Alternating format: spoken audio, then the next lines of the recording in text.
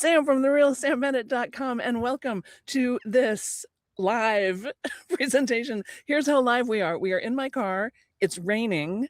I am in the car dealership because as I was driving to where I was going to do this live stream from, the bottom of my car fell off. You know, the little plastic part underneath at the bottom, and it started going boom, boom, boom, boom, boom, and I'm like, oh, that's not a very good sound.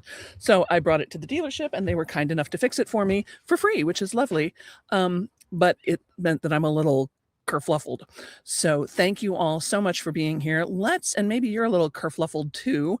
Let's go ahead and do some breathing and see if we can't center ourselves for a second. So even if you just get this breathing out of it, I think this will help you. But otherwise, I've got a lot of fun stuff lined up for the next 27 minutes. So feel yourself fall into your body. Feel the outline of your body in space. Here you are now in this moment. You won't always be here, but you are here now. Wherever you are, in your car, at home, in bed. Feel yourself present in this moment. And let's inhale, 2, 3, 4, hold, 2, 3, 4, 5, 6, 7, out, 2, 3, 4, 5, 6, 7, 8. Inhale, 2, 3, 4, hold, 2, 3, 4, 5, 6, 7, out, 2, 3, 4, 5, 6, 7, 8. Inhale, 2, 3, 4, hold, 2, 3, 4, 5, 6, 7, out, 2, 3, 4, 5, 6, 7, 8. Thank you. Thank you for doing this with me. I'm so glad to see you all here.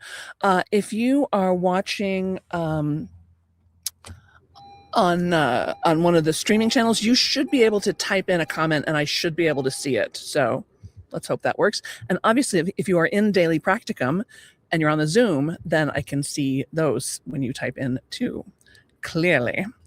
And that's one of the advantages of being in Daily Practicum. You get 15 minutes a day, every single day, every single weekday anyway, to be with a group of like-minded people, to spend your 15 minutes getting something cool done. And it's $18 a month. So that's my big advertisement. Let's talk about how they were wrong about you. They were wrong about you. All those people who have had all those judgments and said all those things when you were, whatever, young, a baby, a teenager, last week, this morning, they're not correct. They don't know the truth of you. Or they know a truth of you, but they do not know the whole truth of you. So let's take a look at the truth of who you are and how you got this way and why it's so wonderful that you are this way, right? So we know for a fact they were wrong about you because God don't make no junk. You are not a mistake. If we had 18 babies lined up in front of us, we would not say this baby is superior to that baby.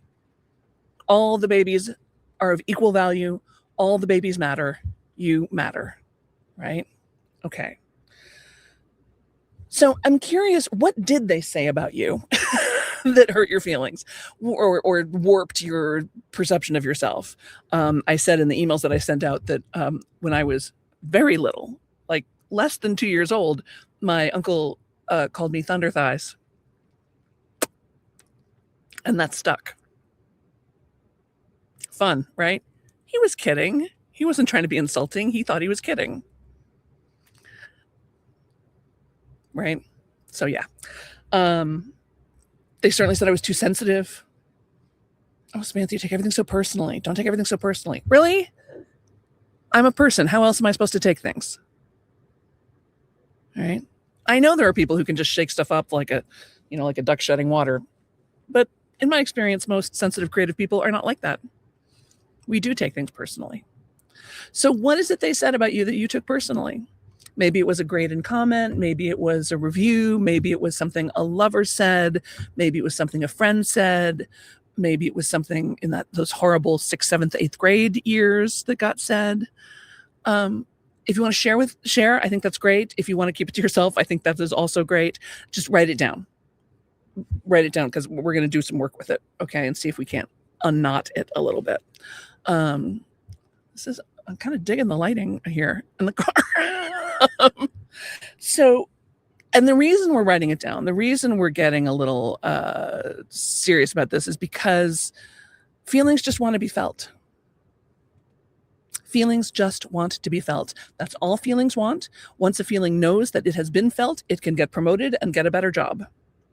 So when you do things to embody your feelings, to give them shape, to give them meaning, when you make some art about it, when you do a doodle about it, when you do a dance about it, when you say it, when you talk about it, when you journal about it, it gives it life. It communicates with the feelings. Oh, I see you. I hear you. You have been felt. And that frees up a lot of the energy and lets it evolve, right? Okay. So if you want to share, go for it. I applaud your bravery. If you don't, I totally understand, but do write it down for yourself, right? You don't have to be brave to me, but you have to be brave to yourself. Okay. Now, part of the problem, I'm guessing, is that they said you were too something. Too tall, too sensitive, too loud, too emotional, too dreamy, too hyperactive, too mature for your age, to what? What did they say you were too of? And you know what you get to do? Cross off the two. You're not too sensitive, you're just sensitive. Not too tall, you're just tall. You're not too active, you're just active. And understand that all spectrums of behavior run in spectrums, right? So sensitive goes all the way from, gets their feelings hurt easily, to an incredibly nuanced understanding of the human experience, right? So that's step one, is to remember that you're not too anything, right? And that it is part of a spectrum. And what's the real way to say it? What is it really? That was their word for it. What's your word for it? Is it your active mind? The bunnies in your brain? Is it your deep interest in humanity? You're not nosy. You're curious, right? You're not too, hyped up. You're energized, right? So what's the more accurate word? Always less than my sister compared to her. Too fat, too emotional, a loser. Oh, babe. I'm so sorry. I'm so sorry they did that to you. I'm so sorry they did that to your sister. That couldn't have felt good for her either, right? So you're not too fat. How could you be too fat? There's plenty of room here in the world, right? They told me I was too fat too. And certainly a lot of what we see in society reinforces that. I mean, my friend Philip was shocked when I let him know that I can't shop at the mall. He's like, what do you mean? I'm like, they don't sell my clothes. They don't sell clothes in my size. Most stores stop at sometimes a 10, sometimes a 12, sometimes a 14. Sometimes they'll even go up to 16. But I don't wear 16 anymore. And he was like, what's wrong with them? I'm like, I know. They don't like my Platinum American Express card. So it can be hard to not take those messages personally. But guess what? They're not personal. They're just dumb business decisions being made by people who should know better. Right? A loser. Yeah. So what's the accurate? What does that really refer to? To me, it would mean not competitive, because I'm not. My sister actually referred to me one time as aggressively non-competitive. If I think someone's keeping score, I am not interested. A loser also makes me think of loss, aware of loss, sensitive to that which is ephemeral, that which is leaving us.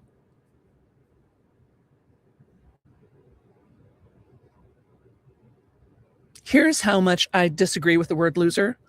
I am one of the only people I know who doesn't really care for the Olympics.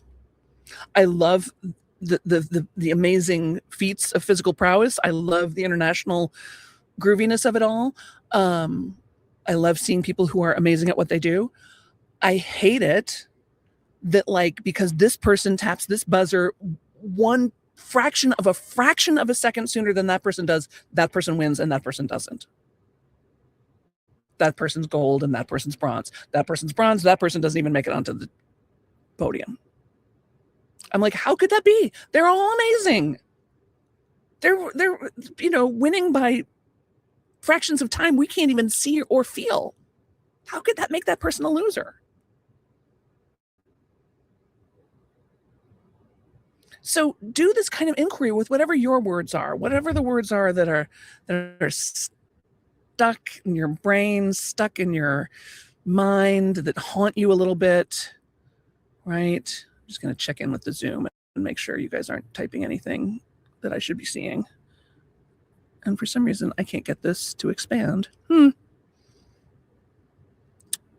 me see. Where's my chat? All right. There it is. Show chat. Where? Show chat. So yeah, they're not. What is the phrase you would put to it now? You as an adult, you as someone who can think and see and respond. What about being called ugly? 6th, 7th, and 8th grade. Yeah. So,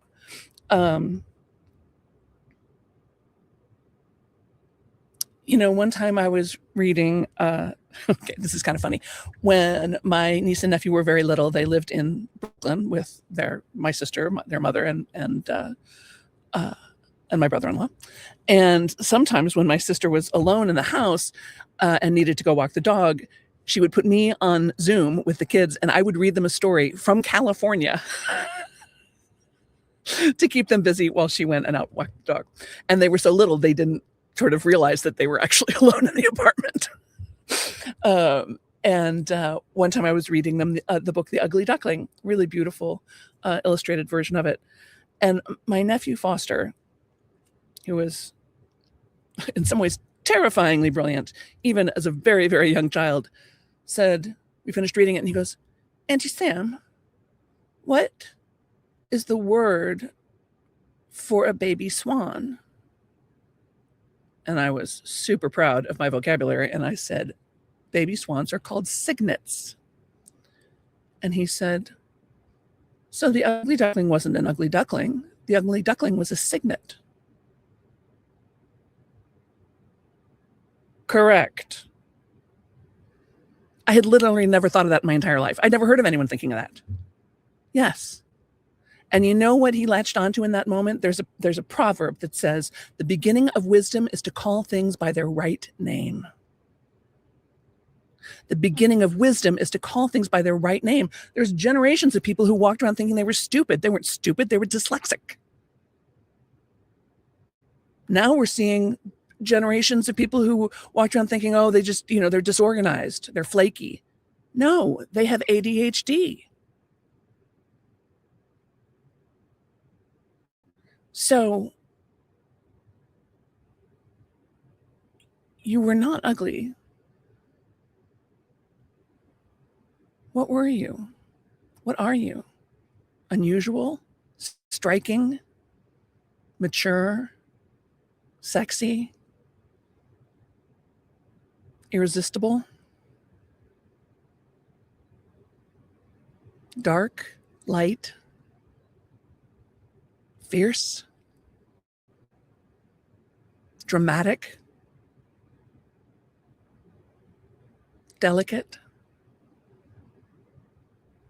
What are the actual words that describe who you are and what you look like?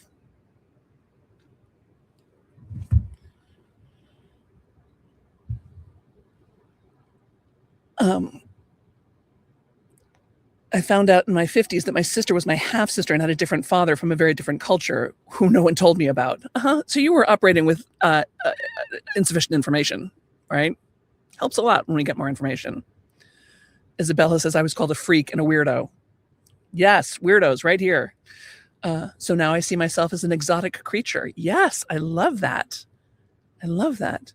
And I'm learning to like myself now that I know. That's right. That's right. And you can just gently correct people and gently correct yourself. Right? So step 3 of this little process. So step 1 is remembering that you are not to anything and that everything runs in a spectrum. Number 2 is, what is the right name? What is the right name? An exotic creature. Delicious. I love that. And my third question for you is, what gifts did that bring you? What gifts did that bring you? Isabella says, now I'm a unicorn, rare and magical. That's right. You are unicorns. And, your poor parents, they had these other children that were just children. They were horses. They tried to, and they thought you were a horse too. They didn't know you were a unicorn. If they did, they didn't quite know how to do the math on that.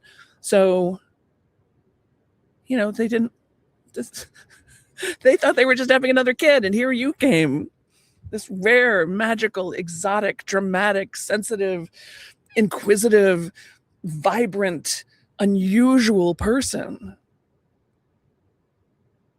No wonder they didn't know what to do with you. They'd never seen anyone like you. So that's my third question for you is what gifts did what seemed like that insult give you? Right? Amy says, love the Sam Unscripted carpool karaoke style, right? Amy, I was explaining, I'm actually the car dealership. The bottom of my car fell off on my way to the office. So yeah, it's raining. We're in the car. It's working. So here's the other point that I want to make about all this. And let me know what, where you're having a little breakthroughs, as well as saying, nailed it, right? Exactly. I just heard this somewhere that, like, when you are the norm, sort of, when you are the default setting, in some cultures that's known as a white man, right? You don't have to do much to be normal, to be approved of, to be considered, right? And you often don't develop a lot of inner strength, right? It's like a spoiled child. If a child gets everything they ever wanted, they don't learn a lot of important lessons about how to be patient, how to create things themselves, how to deal with disappointment, how to, make do, right? Yes, the gifts of discipline, sensitivity, success. Exactly. I love that. So we want to remember that resistance builds strength. Resistance builds strength. That's how we know. That's how we get strong. Have you been to the gym? What do they make you do? Resist. They make you lift weights. They make you push up. They make you, right? Resist. That's how you build strength. Or as we sometimes like to say, another fucking character building experience, right? Here's the thing. You knew from get that you weren't going to fit in. You knew from minute one that this system of ordinariness was not going to work for you. And you started making other plans right away. You started figuring out workarounds. You started doing things your own way. You started cultivating your inner strength, your creativity, your ways of thinking about the world really early on. And they couldn't take it away from you. No matter what they said, They called you weird. They called you ugly. They called you strange. They called you to this and to that. They couldn't take away your brilliance. They couldn't take away the light that shines out of you that all of the rest of us can see.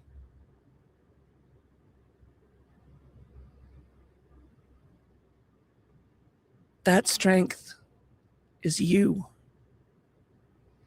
It is the light of you illuminating this world. The only people who do anything interesting are the weirdos. The only people who invent things, the only people who bring real beauty to this world are the weirdos. And I will also point out that everybody's got a little weird. Even the most normal, plain, white bread, cookie cutter person in the world, they've still got a little weird. They've still got a little passion for something. A light that comes through them as well. And can we have a moment for the people who are at the top of the food chain, you know, the white men, the beautiful people? Because sometimes they feel unseen too. They feel misunderstood as well. And they don't feel like they have the freedom sometimes to be as weird as they are. We took weird and ran with it. We're like, you bet I'm weird. I'm going to dress weird. I'm going to listen to weird music. I'm going to eat weird food. I'm going to hang out with other weirdos. It's going to be great. I remember working with a woman who was famous for her beauty. Like, you know, that People's Most Beautiful People edition? Yeah, she was in that a couple years in a row. So, you know, kind of empirically, at least according to the culture, she was very, very beautiful. She sat in my office with tears pouring down her face because she felt like the only reason people liked her was because of the way she looked. She felt like nobody ever really saw beyond how she looked. They didn't see her soul. They didn't see her magic, her sensitivity. And she was also very sad because she felt like she was not as beautiful as she had once been. And she felt that loss very acutely. I have to say, it is one of the pluses of not having been praised for my beauty as a younger person, is that I don't miss what was never there to begin with. I never had a lot of vanity about how I look because it wasn't something that people recognized about me.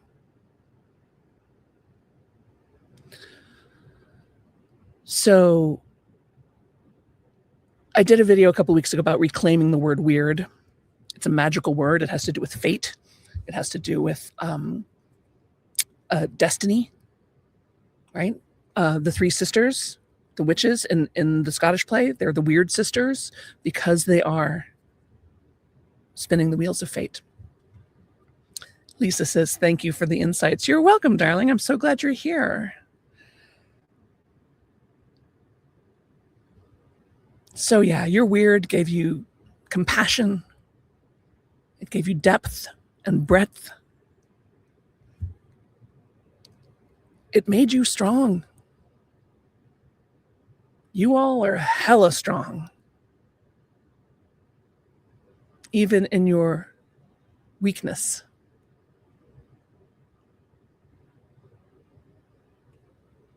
I one time got this phrase delivered to me. See if it makes sense to you.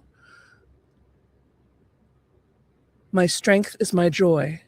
My weakness is my strength. My strength is my joy. My weakness is my strength.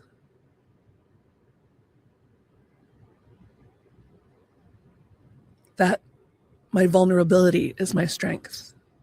My sensitivity is my strength.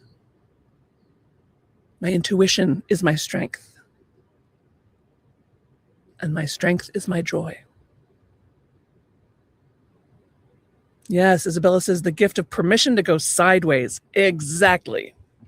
Exactly. And I don't know about y'all, but I took one look at the 9-to-5 prison and said, oh yeah, that's not going to work for me. And to this minute, I have never had a real job, like in the sense of like a contract and like 401k and insurance. It's never happened. I didn't need something to fall back on. I fell forward in my life. And so did you. We've just got about 1 or 2 more minutes. I just want to check and see if there's anything anybody wants to say or see. Oh, I cannot make this Zoom get bigger.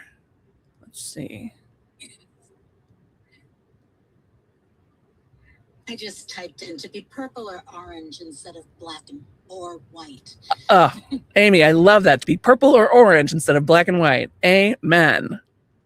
Amen. Is there anything else on that chat that I should see? Because like I said, I can't, for some reason, I can't make it big enough for me to read. The other Amy wrote about being too needy. Yeah. Too curious, love to learn, and too nerdy, not needy. Which is fun too. Yeah. And Shelley said, here's to the crazy ones. Here's to Steve Jobs. That's right. Here's to the crazy ones. Exactly. Yeah. And yeah, you weren't needy. You weren't too needy. You just need things. Guess who else needs things? Everyone. Right? You're not nerdy. You're brilliant. You're an unusual thinker. That's how problems get solved. Right? All right, you bunch of weirdos. Thank you so much for being here with me. I'm so glad to know you. I'm so glad to be a part of you. Heidi says, I was a total cygnet. Braces and glasses and a bad haircut, puberty, ugh. Learned deep empathy and compassion for the underdogs, sharp sense of humor, artistic sense, etc. Now the family really appreciates my gifts. Crazy fun sister. Yes. Yes. Yes. Way to turn it around, Heidi. Way to turn it around. And you're right. That's true of all the sensitive people I know and all the people who got criticized and ignored as kids as we are. Super sensitive to anybody being left out. We can't stand it, right? Yeah. That's a beautiful quality in a person. You all bring so much light to the world. I'm so grateful that you're here. Please spend 15 minutes a day, every single day, on something that matters to you. To bring your weird, delightful, nerdy, ugly, crazy, demanding, sensitive, delicate, freaked out part of you to life. You are not a mistake. You are our favorite. Let's do one more breath to close this circle. Let's inhale, 2, 3, 4. Hold, 2, 3, 4, 5, 6, 7. Out, 2, 3, 4, 5, 6, 7, 8. Thank you. Thank you, everybody. Thank you for being here with me in the car repair parking lot on a rainy Connecticut afternoon. And I'll look forward to seeing you next week. Mwah. The kiss. Bye, everybody.